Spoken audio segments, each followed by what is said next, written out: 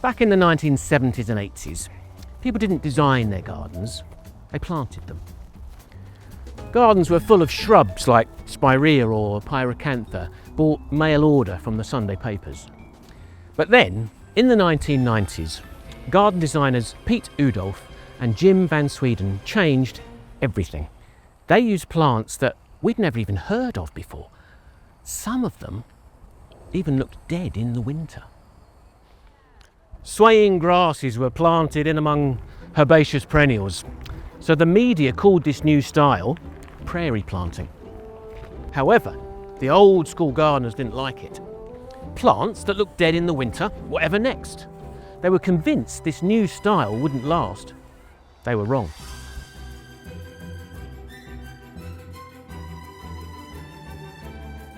Almost overnight, garden centres had to completely rethink the plants they sold.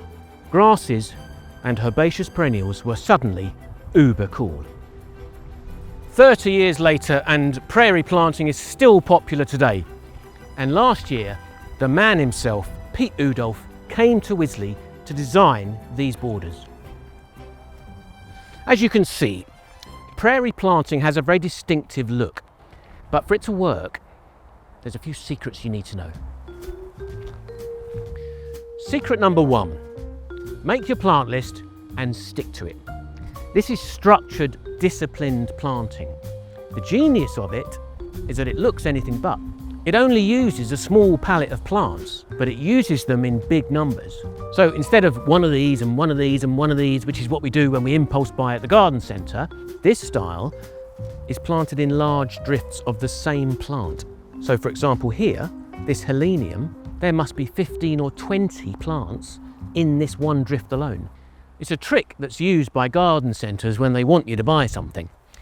You never see just a few lavender plants for sale, do you? There's always a whole bench full of them, all flowering at the same time. Flowers en masse are irresistible. Less is more. Secret number 2, don't be afraid to repeat yourself. Don't be afraid to repeat yourself.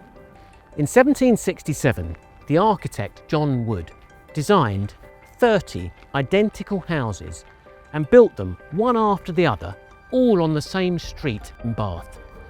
You'll know it as the Royal Crescent, and it was design genius. So whether it's architecture or garden design, repetition is a powerful design device. Like here, for example, look how these rudbeckias are repeated through this space. And secret number 3, don't be tempted to overplant. When you first lay it out, there will be gaps. That's normal. But don't worry, the trick is to sow hardy annuals like Nigella to fill those gaps in the first year, because if you can see bare soil, so can the weeds. By year 2 or 3, the herbaceous plants will have filled the space and crowded out the gap fillers. It's easy to look after too. In early spring, just cut back last year's growth, but don't throw it away because it has a nutrient value.